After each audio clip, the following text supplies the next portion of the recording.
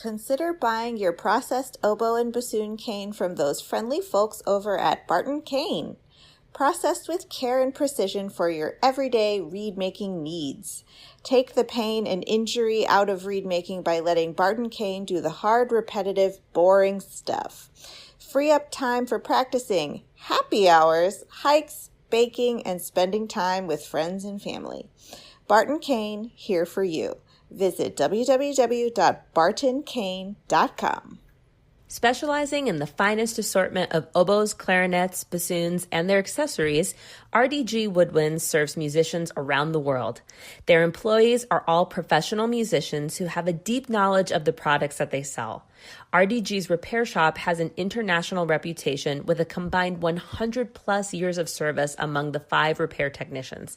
Plain and simple, RDG provides excellent products and fabulous customer service. Visit them at rdgwoodwinds.com. They look forward to working with you.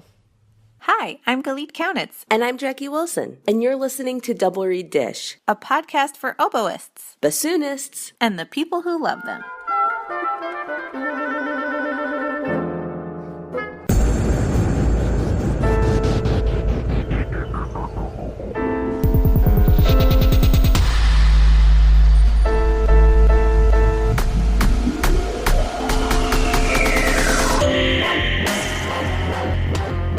Oh my gosh. You're surrounded by boxes. The listeners cannot see. You are surrounded by boxes, and I suspect duct tape, Sharpie markers. I got the packing tape here. Oh, packing tape, yes. The markers are somewhere. Do you have some news to share, Galit? I have really big news. I have accepted the oboe job at Colorado State University. Woo! Obviously, I knew that already. Okay, I said it like in a range that only squirrels can hear, so I'll say it again. I accepted a job at Colorado State University, and we are moving to the Fort Collins area Soon. Really soon. Your house lists the day this episode comes out. That's right. So if you're in the area and want to buy Galit's house, let me know if you want to buy my house. Yeah, we've been sitting on a secret for a little while, but it feels good to finally share it. This is old news if you follow me on social media, but this is a big, big change, and Becky and I are really excited. Absolutely. And me, I'm excited too, because listen, it used to be quite the ordeal getting to each other, especially once I moved. When I was in Missouri and you were in Mississippi, I wasn't too bad. Yeah. I'm talking through this. I'm realizing how much you come to me, and I very rarely go to you. You came to me once. You came once. How many times did I go to your house in Missouri? 4? 3? Quite a few times, especially because you were driving up to see people north, and it was a very convenient stopping point. It was literally halfway. So it was you were being generous by allowing me to stay the night is what happened. But then when I came out here, you've been out here several times. And yeah. I have not been out there. But listen, now, we know, because we were just at the Colorado State Double Reed Day, the trip from Pullman to DIA is less than 2 hours, easily achievable with miles. Listen. Come on, I'm so excited. We are already planning just a day trip, just a weekend where we go see each other, hang out, go do some thrift shopping, go to some coffee shops. Chris is going to grill some steaks and I'm going to clink my empty glass at him. Yes. And we can do it now because you're close enough. You're not on the other side of the country. Just a short plane ride.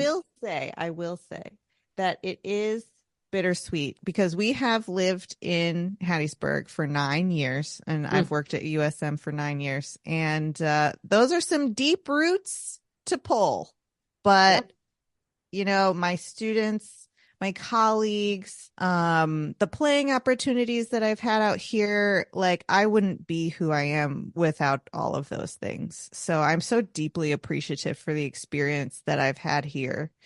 And I'm going to miss everyone a lot, so much. We had our last studio class yesterday, and I was just like, all right, let's wrap it up. Time to go before I start crying.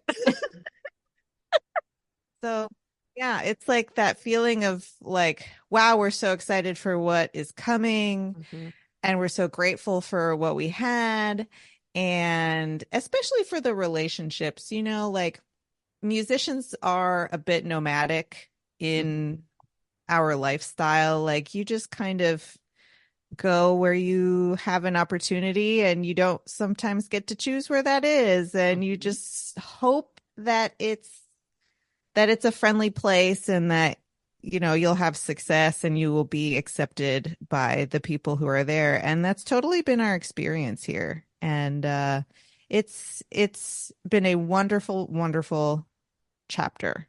And it's about to be over, so you can be closer to me. West is best, baby. We are so excited. Like I'm from Connecticut, obviously, and Becky's from Michigan. So we are very excited for cooler weather and mountains and arid, no humidity, like beautiful views. I'm the ambassador of the West. I feel like it's the greatest place on earth. So I'm very excited for you to get the experience of living in this part of the country because I personally think it's wait. the best. I've never lived in the West. I mean, I think the Pacific Northwest is the best, but Colorado's okay. Close enough. Okay. Yeah. I mean, I've lived on the East Coast. I've lived in New England. I've lived in the Upper Midwest. I've lived in the Southeast. I've lived in, what does Texas count as? Texas is Texas. I've lived in Texas. The nation of Texas. This is my first time living in the West. It's the best. You're going to love it. You're going to love it. I'm going to love Absolutely. it. Yeah. And so this summer we will get to hear the hopefully not too harrowing tale of selling a house, moving across the country with 3 gigantic dogs, relocating after 10 years. And I'll get to watch from the comfort of my life where I'm not doing that. Well, I got to watch from the comfort of my life while you were doing that. So. In the middle of COVID. Yeah. If you remember, I moved summer 2020, which hindsight is just bananas. With a geriatric basset hound in the middle of COVID from Missouri to Washington State. What were we thinking? Such a wild ride. But you're going to have so much fun. And the school year is almost over, so we can focus on that. I mean, talk about senioritis. Oh, I can only imagine. Listen, we're in the last week of classes right now. Next week is juries.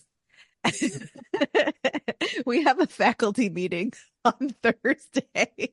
I'm like, do I need to go to the faculty meeting? Oh, you gotta skip it. I'm such an enabler. Like, don't go. Come on. No, I don't even have to go to this faculty meeting. No way. But if they don't go, they'll be like, and now a goodbye gift and a round of applause for Galit. She's not here. Is she skipped. Has anyone seen her? No. So yeah, maybe you better go. I probably should go just in case.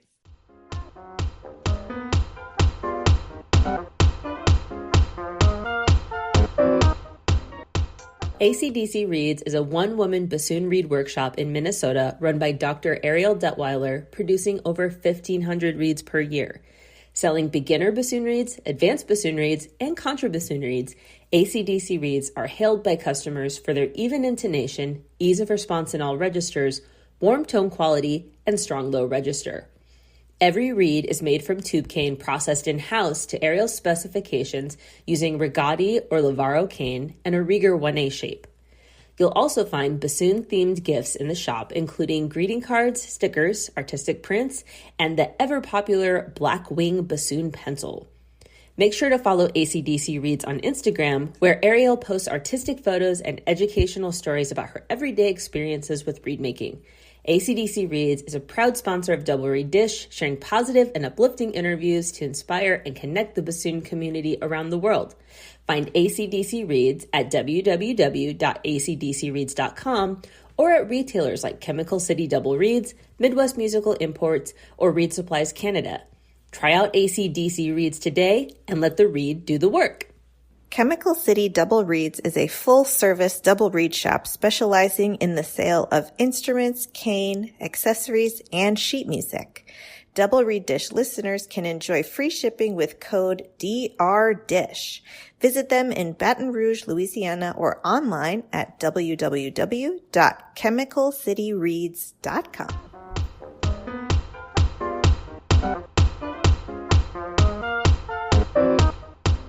We are delighted to welcome to Double Reed Dish, Allison Nicotera, Assistant Professor of Bassoon at the University of Kentucky. Welcome to Double Reed Dish. Hello. Thank you so much for having me.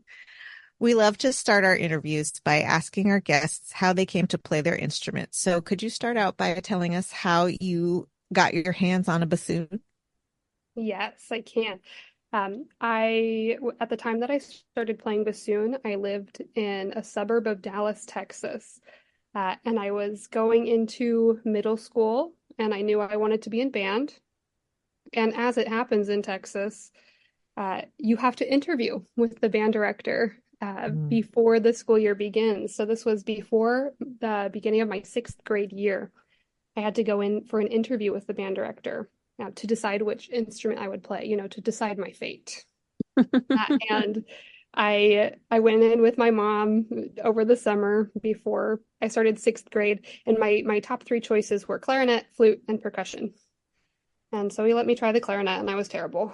And he looked at me and he said, "You don't look like a flute player," which whatever that means. And he said, "Oh, and to play percussion, you have to have at least 2 years of piano experience, because remember, this is Texas, and they can make such demands of their middle school instrumentalists."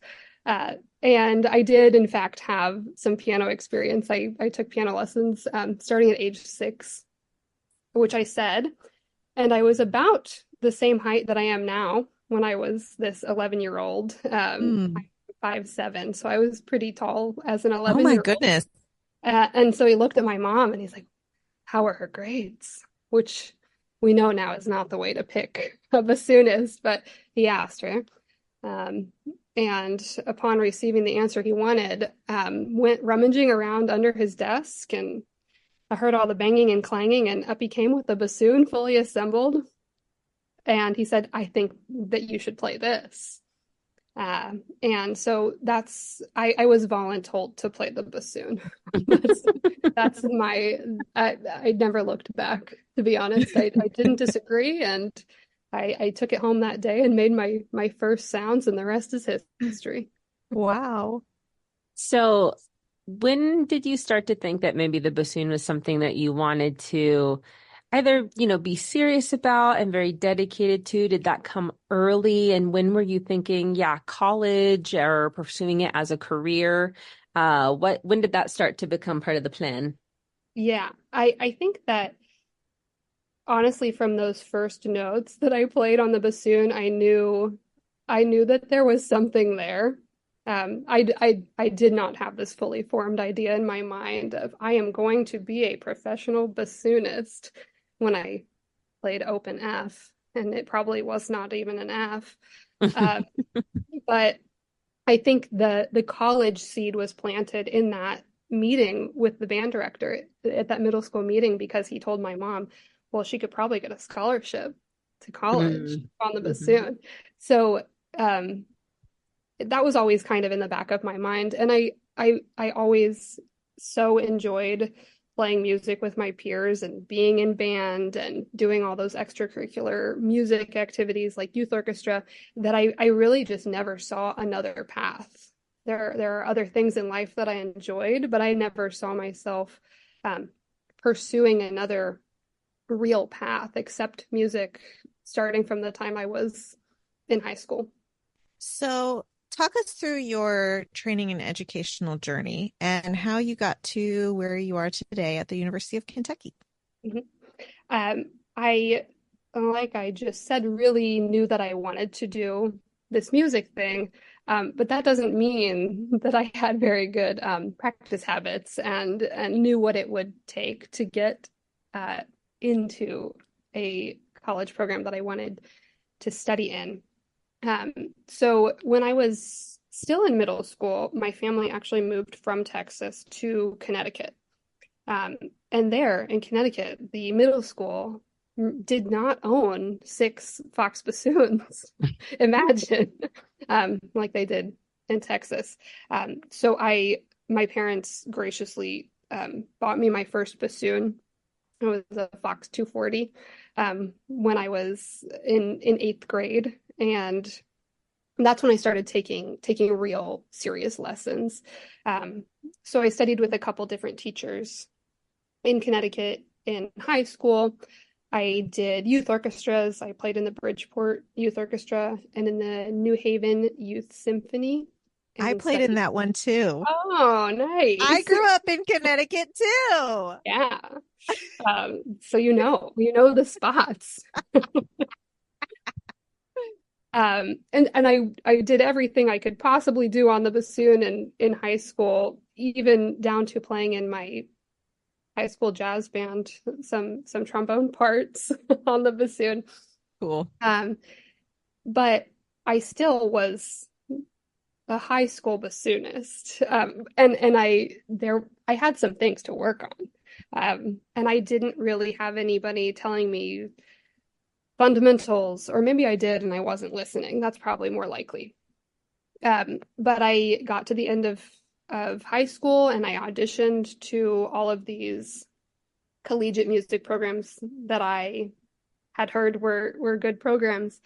And out of 10 auditions, I got rejected at 9 institutions and waitlisted at one.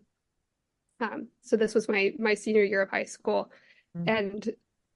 And looking back, I think the amount of fortitude that it took for me to move past that and then to continue on this path was probably a little bit beyond my years then as a 17-year-old. So I took a year off after I graduated in high school. I did eventually get into this one school that I was waitlisted at, but I'm a very stubborn person. And so I decided I could do better. So I took a year off and I worked a little bit to make some money. I think I worked at Target. And I took lessons and I continued practicing. I continued to play with the New Haven Youth Symphony. They let me stay on after I graduated high school, which was great. I played in chamber music ensembles in New Haven as well. And at the end of that year, I'm happy to say that I got into several different collegiate music programs, and I decided to attend the Hart School of Music, where I did my bachelor's in bassoon performance. I studied with Mark Goldberg there, and I had a really excellent time at that school. There were only a handful of bassoonists while I was there, so it was really an experience of being thrust into this world of constant playing. I think we have better words for that now, and I probably experienced some burnout while I was there. But we didn't talk about that at the time that I was doing my degree there. So it was a heavy kind of program. I was playing all the time in all sorts of different ensembles, and I credit a lot of my ability to learn on the fly to that degree and that program there. So I really learned a lot of the repertoire while I was there because I was playing in almost every ensemble.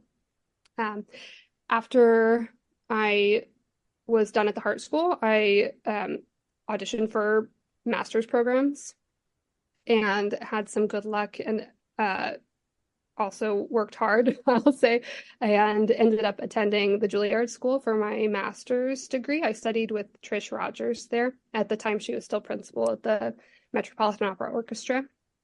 And those were an intensive few years as well for many different reasons. It was more how can we improve on your fundamentals so that you're not just a bassoonist who can sight read something that we throw in front of you because that's how you had to learn to play in ensembles during your undergrad. But how can we really learn the orchestral excerpt requirements, and how can we make you a more versatile player in that way? And after I finished my master's degree, I ended up staying in New York City and freelancing for 6 years. I thought maybe I was done with school. I lived and worked in New York, and I was happy, and played in all sorts of different ensembles. You name it. I mean, what freelancers do. I taught lessons. I worked full time at a music bookstore for a while. And then one day after I turned 30, I think I just had this like itch in the back of my mind somewhere that I wanted to move on a little bit from this freelancer's life. I was tired of living in a tiny apartment. I wanted to expand a little bit. It's this thing that happens to people when they get older. They're like, I really want to do some home improvement projects. And so I started thinking about ways that I could leave New York, and getting a doctorate was one of them. So I auditioned a few places and ultimately decided to go to the University of Michigan to do my DMA. I studied with Dr. Jeff Lyman there, and talk about a wealth of knowledge. That was where I really felt the culmination of all of my study come together, because it wasn't just playing, even it was very playing focused. It was a DMA and bassoon performance, but it wasn't just playing. It wasn't just academics. It wasn't just pigeonholing myself into one area of the bassoon. It was exploring anything and everything to do with the bassoon, developing my own ideas about pedagogy, and anything in between, you name it. I think that Jeff Lyman knows it. And so that's where I finally found my passion for pedagogy. Really was during my doctoral program. And let's see. So during my doctoral degree, actually I think it was the second semester of my first year was 2020. So this is when the pandemic began. So most of my academic coursework was actually completed online in Zoom format. I took all of my preliminary exams and comprehensive exams over Zoom, which I hope we never have to repeat. We learned a lot and of what can be accomplished on Zoom during that time. And I think that comprehensive exams are not one of them. And it was a great chance to really just dive into my own practice and my own reed making and everything in between there with regards to learning the bassoon and furthering my knowledge of this instrument that I loved so deeply, but I didn't have this really firm footing in knowledge of, I think, until I got to my doctoral program. And so it was during my third year of, actually, right before my third and final year of my DMA, that I had a baby right before my third year of that program. So I took a semester of leave so that I could, learn how to raise a child, learn how to be a parent. And I went back for the second semester of that program and I went back for the final semester of my DMA to complete all of my degree requirements. So all of my recitals, and again, those comprehensive exams I did in the second semester of my third year of study there. And that was the trajectory that I needed to set in place, that momentum to then go on the job market. So it was during that second semester when I was doing all of my recitals, I was doing my oral exams and defending my dissertation recitals, that I was applying for jobs and ended up getting several Zoom interviews and then a few on-campus visits, and was invited to the University of Kentucky to have an interview, play a recital, give a master class, all of the things that we do in higher education searches. And I was lucky enough to be offered the job here. And here I am in Lexington, Kentucky. So we have a couple directions we could go, but let's start with, you talked about how, the end of your degree and that hyper-focused, concentrated time really prepared you for interviewing and applying for higher ed jobs. Could you talk to us about some of the things that you learned in that process and just kind of general advice for listeners who are on the higher ed job market? Sure. I think that first and foremost, being yourself is so important in these kind of situations. There's no point in trying to be who you think the committee wants you to be, because inevitably, if you get that job, you're going to have to work with these people every day. So being genuine, being, who you are, is important. I think too that I realized over the course of applying for jobs and interviewing for jobs that it's really easy to sell ourselves short in what we've accomplished in life. So while I might have been in a doctoral program, and it might have looked like I wasn't, experienced as a performer or as an educator, I had all of this back experience while I was living and working in New York City that I was able to pull from. And I think it's easy for people to forget what they've done when they're comparing themselves to others. So those are kind of some broad points.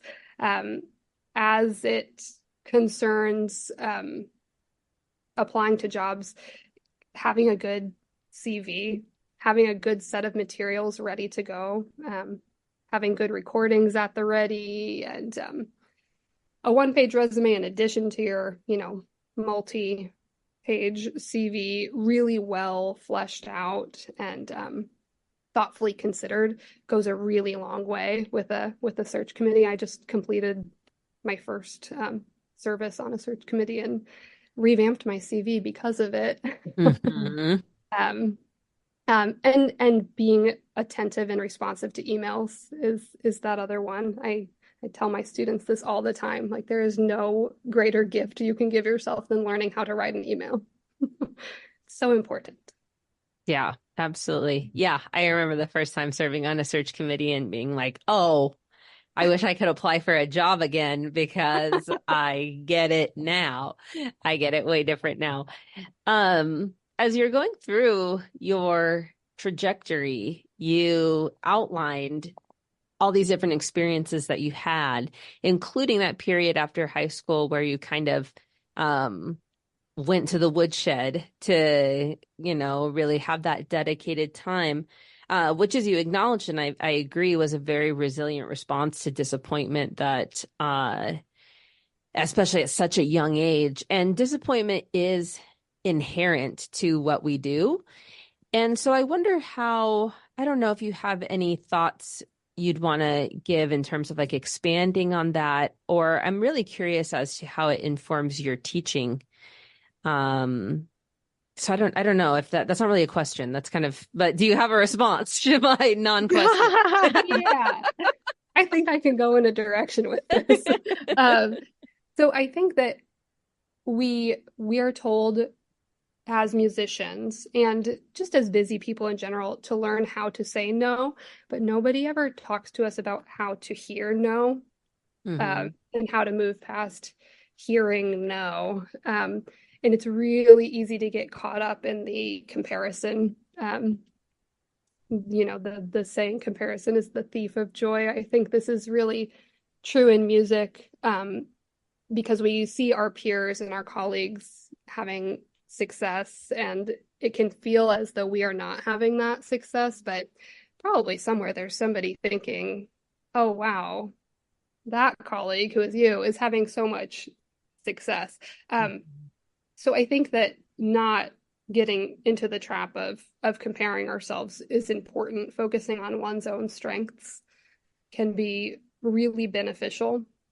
But learning how to hear no means that you have to put yourself out there. So that's how I kind of talk to students about this, is that you won't hear no unless you try. But once you do start trying, of course you will hear no. So I'm really honest with them about the things that are happening in my professional life that I'm hearing no to. You can apply for 10 grants and hear no from all 10 of them very easily. It's almost expected that you'll hear no from all of them. Same thing with reads. I mean, I can make 10 blanks and all 10 of them are going to tell me no when I go to clip them open. But I think being honest with them about my own professional no's is important. And also persevering through them by example is just as important. So if they're applying to summer festivals and they hear no, I remind them that, yes, I once applied to a summer festival and heard no. And in putting ourselves out there and hearing no, we choose to be resilient and we choose to keep trying. That's such an important point, and it frames it in such a way that it is a privilege to be rejected and it's a privilege to be told no, because it means that you're trying. Yeah, I like that. My question, to follow up what you were talking about with your freelance career and then going into your doctorate, is it is such a special skill set to build a freelance career, especially over a long period of time. I feel like in freelance world, 6 years is a long time. So what standards of professionalism that you learned from that time do you then impart to your students? What was important to you and what did you learn at that time? That's a great question. I will repeat, learn how to write a good email. This is important in academia, in freelance life, in all aspects of life. I think just learning how to reply to an email is really important, and how to craft an email too. In terms of performance at these gigs is what they are.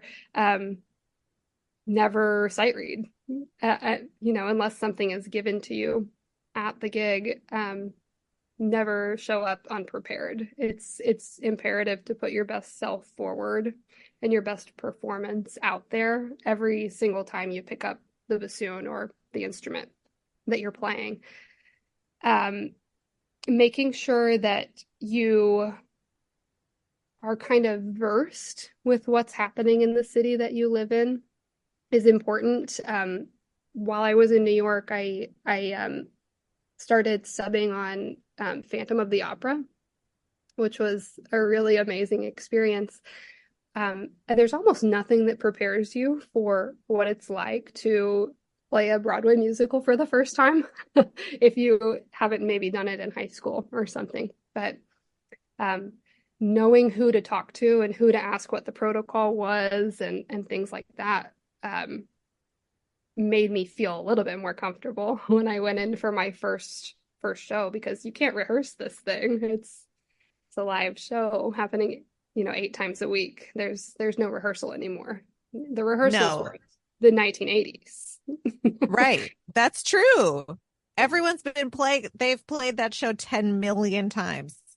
Yes. Yeah. Wow. And yeah, the person who had the bassoon chair, the show has since closed, unfortunately, but she had been there since the first show Oh uh, my God. and could play it with the book closed. Yeah. Very impressive. But I think being well versed with the culture of the city that you're in and the way the ensembles run themselves is another point that we don't think about very often, but maybe there are things to know before you get there. Yeah. Switching gears a little bit, can we talk about reads and also read making habits? We love to talk about the geeky stuff, like the shape you use and your style and all that stuff type of stuff, but also like, I don't know, tips and tricks and how you approach your read making life and that type of thing. Yeah. Um, I think I don't know if this is unique or not. Maybe people don't talk about it, but I don't feel like I ever got real instruction from a pedagogue on read making. Um, Hmm. my teacher during my undergrad was an adjunct professor, so I was only there one day a week, and so put all the lessons into one day, and he was excellent, but we just didn't have time for read making. Every once in a while, we'd have a studio class where we talked about, broad topics in read making. And then I went to, I got by trying to do it on my own. I figured it out, but went to my master's degree and same thing. My teacher was a full-time orchestral musician, so um, we made reads together when we could, but it wasn't an immersive experience. And Hmm. then I freelanced. So I don't feel like I really learned how to make a read until I was in this freelance life. And I had to because I had to have reads. Um, so I think this is something that all students can learn from and all, young musicians and maybe even all professionals can learn from. Don't be afraid to ask your friends for help, your colleagues for help. I would have bassoon friends over to my apartment in New York, and we would make reads, and I would ask, "Hey, what do you do during this step of the process?" And we would just make reads together. Maybe we'd play some duets later or trios, depending on how many people could fit in my tiny little apartment. Um, and I would learn from them. So I feel like I learned reed making by osmosis a little bit. Mhm. Mhm. And have continued to learn reed making by osmosis. I am a big fan of YouTube videos on reed making and learning how to gouge cane. Nobody ever taught me how to gouge cane. Maybe this is taboo. I don't know. Um, but It sounds really similar to how I learned how to make yeah. reeds. Yeah. um, Learning how to gouge cane for the first time, um, and just figuring out uh, what works for me and what doesn't. So it's been a process of elimination. And now that I've made all of those mistakes, I can impart some wisdom on my students. So I do teach reed making classes here, and we do one-on-one read lessons unless schedules don't allow for that. So it's like an additional lesson every week. Mm. Because everybody learns at such different rates, I feel like this is what people need, unless schedules don't allow, obviously. Um, so each student kind of can approach it at their own pace of progress. Um, so I teach, you know, one particular approach to reed making, but I'm even hesitant to share what it is because I think that reed making is not a one size fits all Hmm. thing. There are so many right ways to make a reed, but there's only one way to learn how to do it, and that's to make reeds. That's Hmm. to practice making reeds. That's a hard one for a lot of students Well, it's cost because prohibitive and it's yeah, you just like go time try prohibitive. it. Yeah, pretty much. Well, I do have a method in which I teach reads, and I have an instruction, page which they can follow. Um, but at the end of the day, if they're doing something different that works for them, I'm never going to tell them no. Do you teach um them to make reeds from the tube, or do you do GSP, or is that dependent on degree path, or how do you approach that? I start everybody with GSP, Hmm. and then depending on which semester of study they're in reed making, they can progress or graduate to gouged cane and then tube cane. Okay, cool. Hmm. I do teach it all. Yeah, I definitely experienced what you described. It sounded like Galit did too, where in my doctorate I had a very intensive read pedagogy experience, but I remember being like, oh God, where would I be without it? Because for the first 2 degrees, it's my job to teach you music. It's my job to teach you the bassoon. Reads, go figure it out. That's not, I can't be bothered. Right. I Yeah. think that's really common. Yeah, I think so too.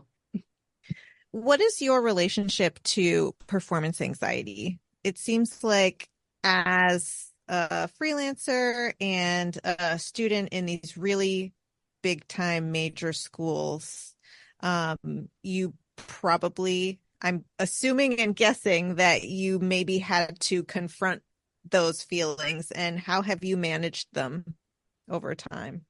Yeah. Um, I won't pretend they haven't gone away. I Mm. still deal with performance anxiety. I think during uh, even starting in high school, during youth orchestra concerts and things like that, there's a certain feeling that I get, and that I think most of us get when a solo is approaching in the repertoire. You Mhm. know, a heightening of the senses in a way. Um, and so, yeah, I've struggled with performance anxiety. I tend to be a person who gets nervous more after a performance than during a performance. Interesting. It's an odd phenomenon, um, but I feel all those same feelings of nervousness after a performance and leading up to a performance, I guess. In the moment, I think uh, I this wasn't something inherent to me. I did take a class while I was at Juilliard on performance anxiety. Hmm. Um, and I think and I've read a bunch of the books, right, that are prescribed for performance anxiety.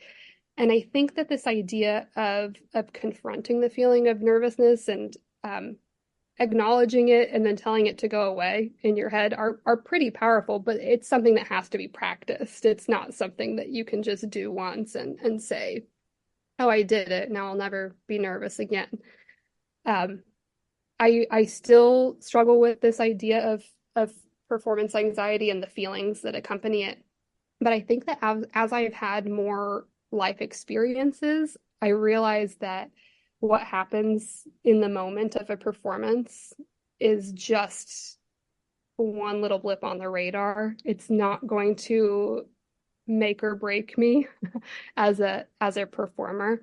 There can be some unfortunate accidents that happen, over the course of a solo or a recital or whatever it is that I'm playing. We hope that those don't happen. But if they do, it's live music. I think that Mhm. acknowledging them and moving on from them are ways to move past these mental blocks that we can get as performers and the feelings um, that we're not good enough. Hmm. Your answer reminds me of something that we've been talking about in woodwind pedagogy lately, which is we're reading the book Hidden Potential by Adam Grant. And he talks about our relationship to perfectionism and how it can help to, instead of thinking it has to be perfect or it's worthless, to think about what would be the minimal lovable product. And that sounds really similar to what you're talking about.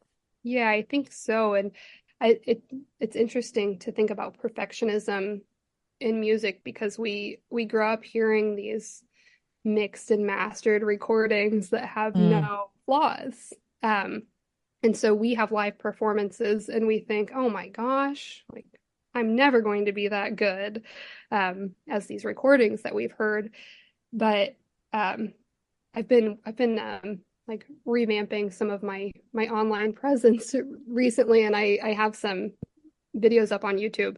And in listening to them, I'm actually so pleased with how they sound, and I remember not being happy with them at the time that they were recorded. And now looking back, I can remember where I was in life and think, oh my gosh, I'm so proud of myself for Hmm. accomplishing that performance under those circumstances or whatever it Mhm. is. So I think these life experiences are really important. And our students are younger and they don't have all of these life experiences Right. yet, but they will. And I think that reminding them that they will grow into themselves as performers is important.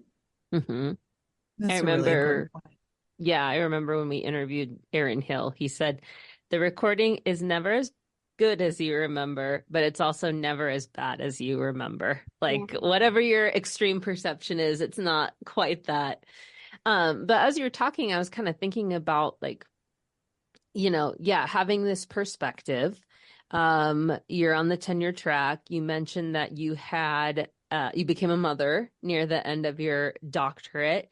Yeah. So I'm wondering about work-life balance and that perspective and balancing responsibilities in life and being dedicated to an instrument and having a career and everything. Kind of what's your approach to that experience? I'm wondering about work-life balance too. Is it a myth? It is. Well, I think that so if we can accept that as musicians, that we are always going to take our work home with us in a way. I think if we accept that, it's easier to move past the myth Right. of work-life balance.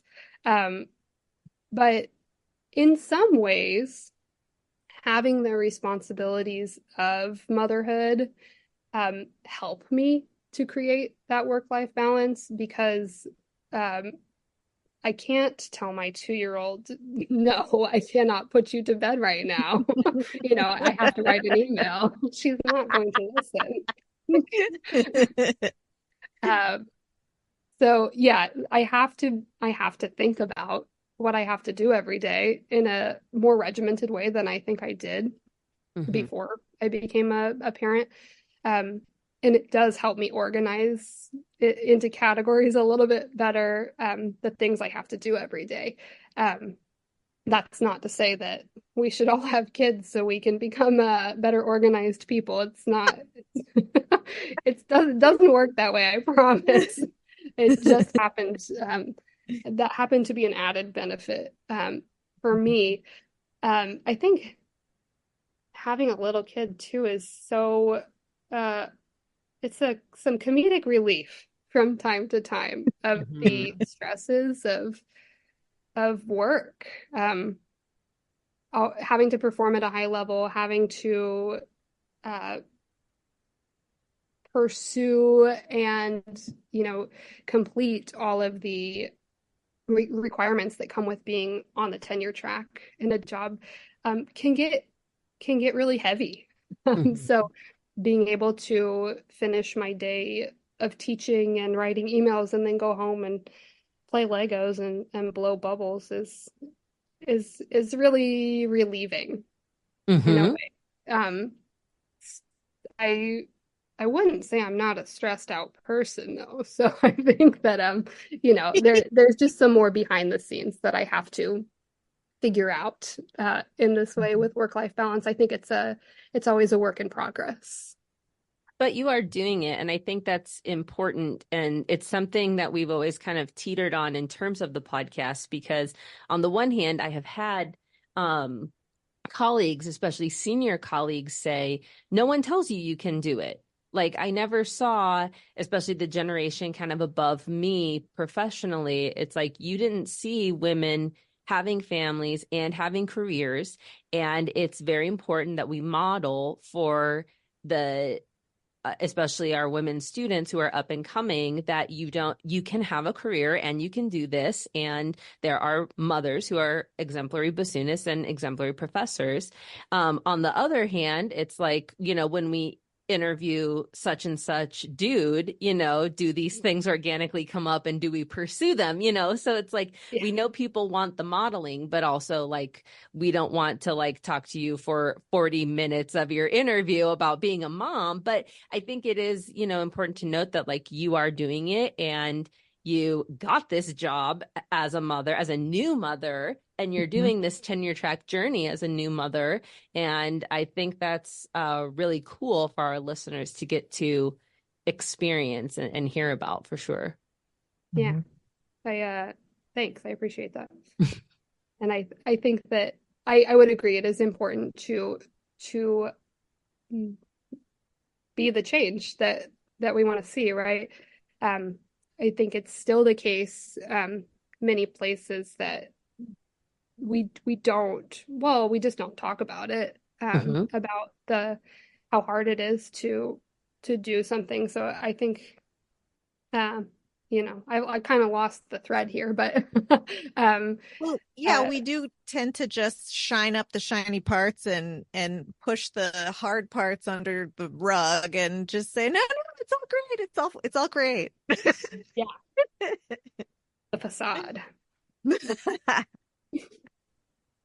Do you have any hidden gems of the repertoire that you love to play or teach that you could share with us? Yeah. I don't know if this is a hidden gem per se, but I love using the Vivaldi cello sonatas on bassoon. They're a little bit more accessible than the concerti, and they translate pretty well to bassoon. They're just so stunningly beautiful, and they're nice to use in a duo setting as well because of the basso lines are so nice. Ooh. So they're a good pedagogical tool for intonation and then for starting to get a little bit more adventurous in terms of technique on the instrument. I don't know if that's yeah, that's awesome. Yeah. Could we hear about a favorite memory of a past performance? Yeah, sure. I think I have so many memories of performances during my time in New York City. But I think the one that sticks with me the most is that first Phantom of the Opera Broadway pit subbing musician experience because there's almost no preparation for it, and it's the closest thing I think I've ever had to an out-of-body experience because you have listened to this thing 1,000 times in preparation, played along with the recording and all of that, but then you're there and you're the one doing the thing. So it's special to be able to feel accomplished in that way when you complete a performance. I think too, sorry, I have two. Yeah, go for it. It's not even a performance. It was a dress rehearsal for one of my dissertation recitals when I was at the University of Michigan. And my daughter was only 4 months old, and my husband brought her to the dress rehearsal of my first dissertation recital. That sentence is kind of wild. You're gonna blast through it, but it's kind of wild that you just said that. But go ahead. I just want to acknowledge that's kind of a wild sentence.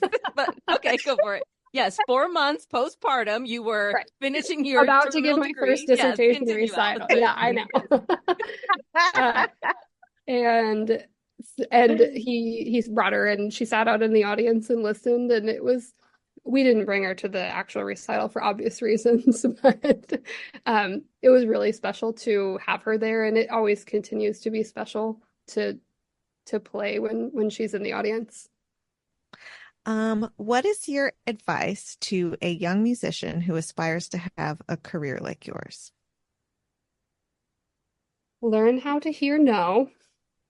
I think that's an important one for all professions, but music especially.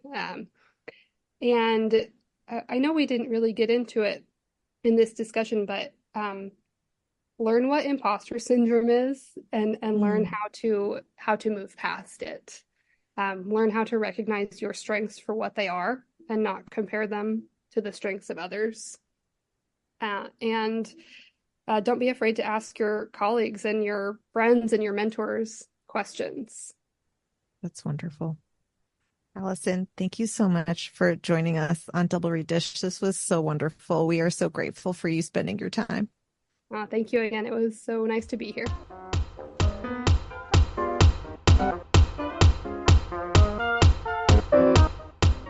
We hope you enjoyed that wonderful talk with Allison Nicotera and that you'll rate and review on Apple Podcasts. I'm going into my NPR voice. Okay, Terry Gross. Okay. So that's all we have for you for this program. Follow us on social media and Galit, who are we talking to on our next program? We went from NPR to yokel radio. No, program is proper, right? No, program. It's program. I know it's program, but I feel like if you're posh, you say program. That's like you're saying pilgrim. Like schedule. Isn't that a posh Schedule. way to say it? Sure. Okay. Who's on the next episode?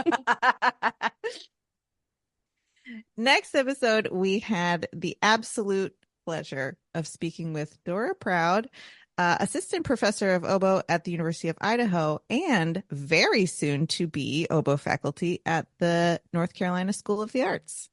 You all are going to pass jet streams on your cross-country moves. Yep, sure. All right. Well, have fun with that. I'll be watching Housewives and cuddling my dog. Jackie, let's end this nerd parade. Go make reads.